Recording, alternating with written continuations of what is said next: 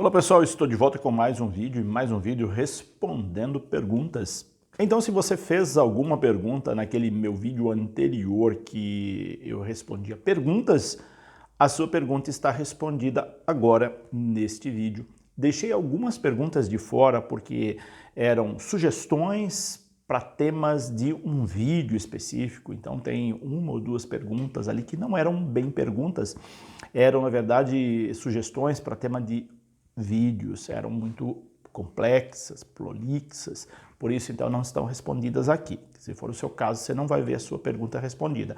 Mas se a sua pergunta foi clara, objetiva, ela está respondida neste vídeo. Mas antes de respondê-la, convido você que passa por esse canal, ainda não se inscreveu, venha fazer parte dele, se inscreva, compartilhe também com seus contatos, com suas equipes do WhatsApp, com as suas equipes de liturgia, suas equipes do ministério que você atua na comunidade. Pode ser que essa dúvida seja também a dúvida de uma outra pessoa aí que não sabe o que isso significa, então a resposta pode lhe servir.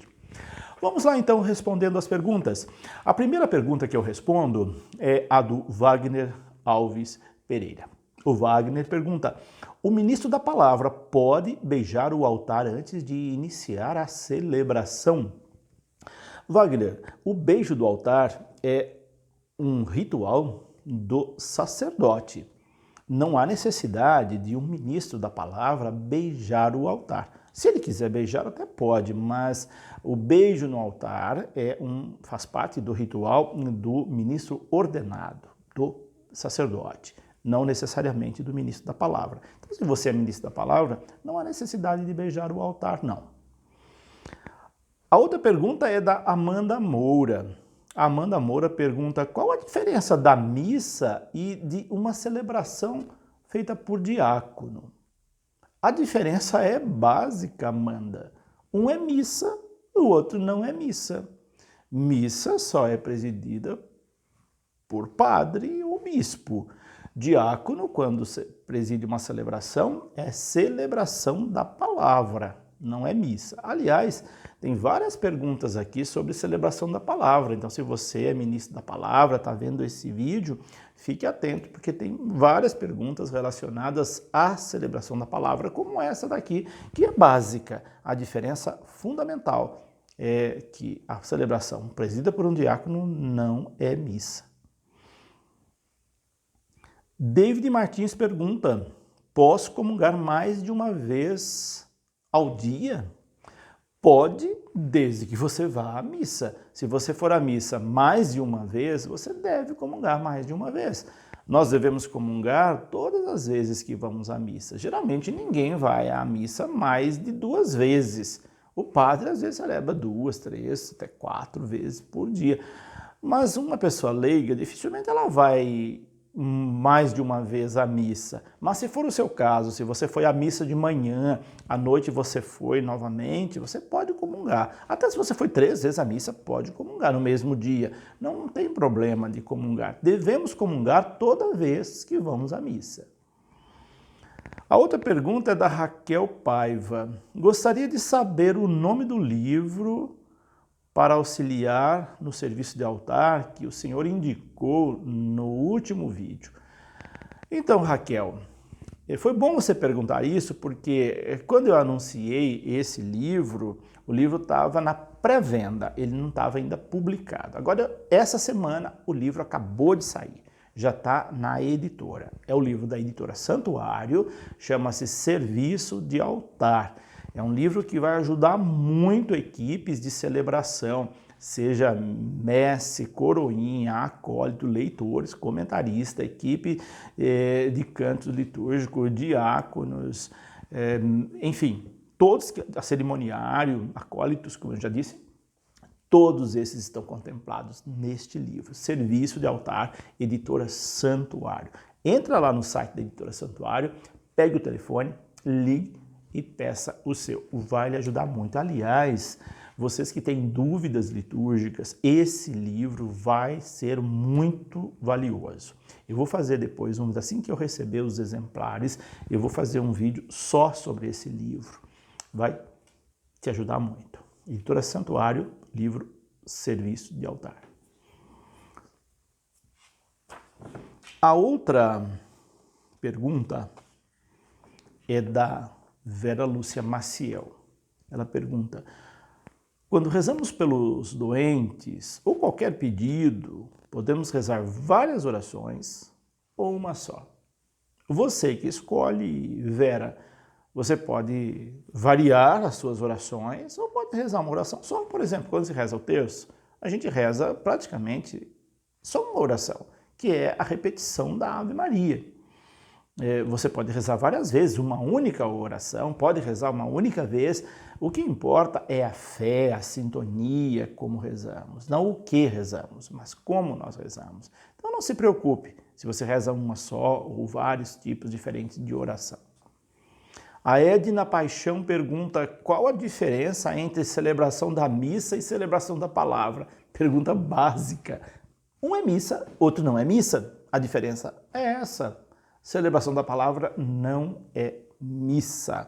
Ela não tem a oração eucarística. A diferença fundamental é essa. Aquela parte da oração eucarística que tem a consagração, na celebração da palavra não tem. Celebração da palavra é feita por ministros leigos ou diáconos, enquanto missa é feita por ministros ordenados com o sacramento da ordem presbiteral, padres ou bispos. A auxiliadora Sá Barreto pergunta: durante a procissão de entrada, nós que estamos na Assembleia devemos ficar olhando para a procissão ou para o altar? Essa talvez seja uma dúvida que muita gente tem, porque quando está entrando a procissão, a maioria das pessoas estão olhando para a procissão. Então a dúvida da auxiliadora é se ela deve olhar para a procissão ou ficar olhando para o altar. Você pode escolher, Maria Auxiliadora. Não há necessidade de ficar olhando para a procissão, não. Você pode ficar olhando para o altar. É que quando entra alguém pelo corredor, parece que a curiosidade faz as pessoas voltarem para a procissão de entrada, mas não existe uma norma litúrgica que diga que você deve ficar olhando para quem está entrando. É uma escolha, é sua. Tá?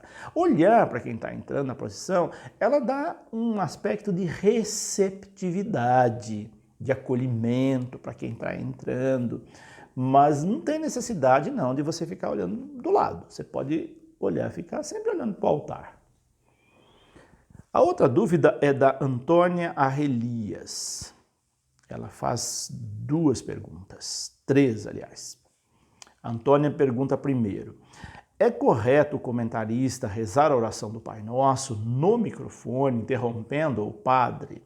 Então, Antônia, depende das situações. Eu já disse, até eu comentei algo parecido no vídeo anterior. Se o padre está rezando no microfone a oração do Pai Nosso, não há necessidade do comentarista rezar no microfone também. Isso é uma questão de bom senso. O comentarista deve rezar no microfone quando o padre não está rezando no microfone, até para não dar aquele choque de muitas vozes em vários microfones. Então é uma questão de bom senso. Se o padre está rezando a oração do Pai Nosso no microfone, quem está com o microfone na mão não deve rezá-la no microfone. Agora, se o padre não reza no microfone, é bom que alguém no microfone reze para ter uma voz que sobressaia junto com a Assembleia, sobretudo se a missa estiver sendo transmitida por algum meio de comunicação, seja pela televisão, pelo rádio, pelas redes sociais. Então é necessário que alguém esteja no microfone respondendo a missa, rezando o Pai Nosso e outras orações, para sair no áudio da transmissão. Agora, a sua pergunta é se o padre está rezando e o comentarista deve interromper? Não, não deve. A outra pergunta da Antônia é: no dia de Pentecostes, quem faz a primeira leitura pode fazer a sequência em seguida ou cantar, se a equipe de canto não quiser fazer? Então, Antônia, até eu respondi já essa pergunta no vídeo passado, mas eu reforço aqui. A primeira coisa, não tem sequência depois da primeira leitura. A sequência vem depois da segunda leitura.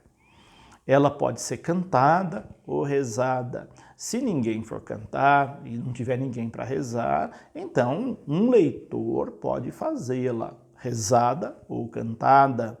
Pode ser quem fez a primeira leitura, pode ser quem fez a segunda. O mais indicado é quem fez a segunda leitura faça em seguida a sequência, caso a equipe de canto não for cantá-la.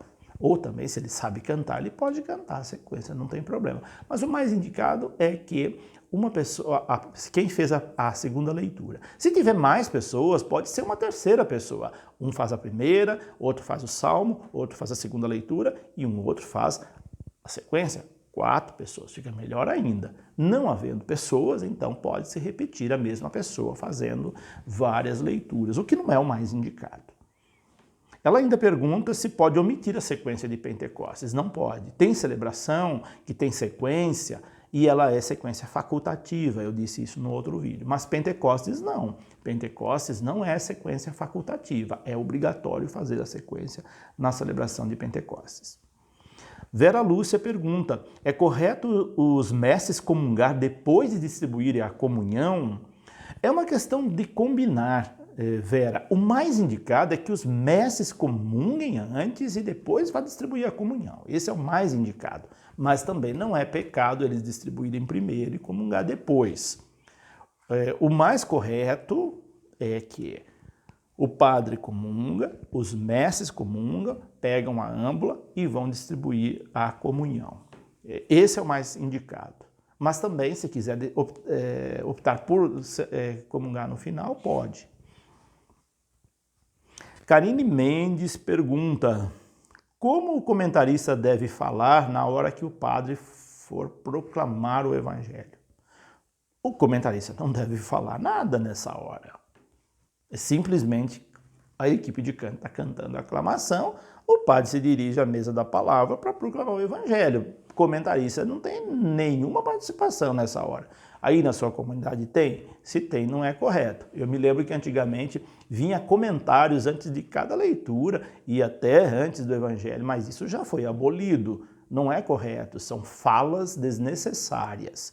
Então, se aí o comentarista fala alguma coisa antes do evangelho, é uma coisa desnecessária.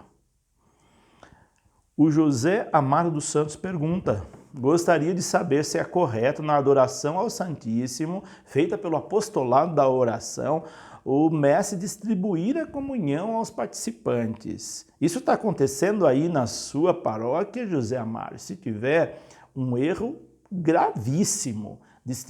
A comunhão não se distribui fora da missa, exceto para os doentes, que se leva para os doentes. Mas ninguém deve comungar fora da missa. Então, se está havendo distribuição da comunhão na adoração do Santíssimo, uma coisa erradíssima. Se o padre está permitindo isso, o erro é dele. Agora, se está fazendo sem o padre saber, é outro erro mais sério ainda. Não se deve distribuir a comunhão na adoração do Santíssimo. A comunhão só se distribui na missa ou na celebração da palavra. Não tem sentido distribuir a comunhão na adoração do Santíssimo. A Márcia Esther Riquetti pergunta, pode o diácono assumir as funções do padre na missa e somente sair da mesa do altar na oração eucarística, e após a comunhão voltar, fazer a oração após comunhão, dar a bênção final, mesmo com a presença do padre? Claro que não. É Márcia? Deve ser Márcia. Não, Maria Esther. Maria, erradíssimo. Esse é um abuso litúrgico crasso. Não pode. Isso não deve. O diácono tem a sua função dentro da missa muito bem explícita. Se o padre está permitindo que o diácono faça a parte dele, isso ele está cometendo um grave erro dentro da missa. O bispo com certeza não está sabendo disso, porque isso não é permitido.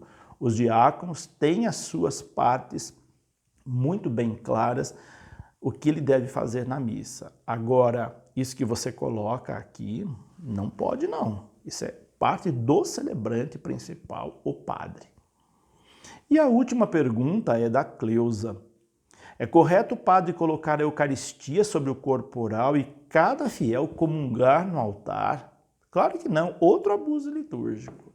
A Eucaristia deve ser distribuída pelo padre. Não pode ser self-service de comunhão, de Eucaristia. O único que se autosserve é o presidente da celebração e padres concelebrantes. Nem o diácono se autosserve. É o padre que distribui a comunhão para messes, diáconos e a assembleia. Não pode ser self-service de comunhão. Isso configura abuso litúrgico.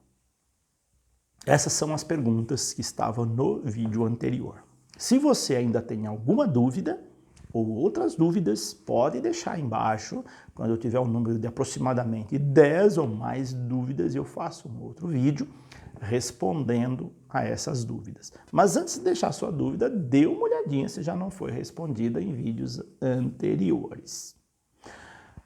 Por hoje é isso. Deixo aqui meu abraço, minha bênção e até o nosso próximo vídeo. Que Deus os abençoe, em nome do Pai, do Filho e do Espírito Santo.